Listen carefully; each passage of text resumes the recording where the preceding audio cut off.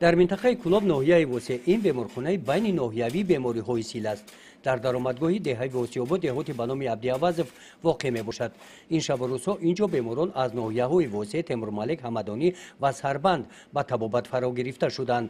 طبق اطلاع سردختور این مؤسسه بیمارخانه به دوره زمستانگذرانی آمادگی خوب دیده است. حجره‌هایی که بیماران بستری میباشند گرم هستند. بیماران سه وقت با خوراک سرغذا تامین میباشند. در انبار برای دوره زمستانگذرانی خوراکواری ذخیره کرده شده است. هرچند این بیمارخانه منطقوی هم باشد، تنها کمک مقامات اجرایی حاکمیت دولتی ناحیه واسع در تامین اوزقواری برای ذخیره زمستان اینجا رسیده است و خلاص. таври сардухтури беморхона ба мо гуфт аз мақомоти иҷроияи ҳокимияти давлатии ноҳияи восеъ ба ин ҷо тез ташриф оварда аз шароити беморхона бохабар мешаванд. бо беморон ҳамсӯҳбат шуда аз вазъи хизматрасонии тиббӣ ва муносибати духтурон мепурсанд. дар ин беморхона 74 нафар кормандон, 2 нафар табиб ва боқимонда ҳамшираҳои тиббӣ ва кормандони қисми хоҷагидорӣ фаъолият доранд. рӯзҳои сардии моҳи январ дар ин беморхона навбатдории шабонарӯзӣ ташкил гардидааст.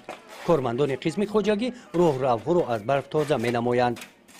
гузориши хоҷа Назриев, Худойназар Зуҳуров аз ноҳияи восеъ барои барномаи иттилоотии Навид.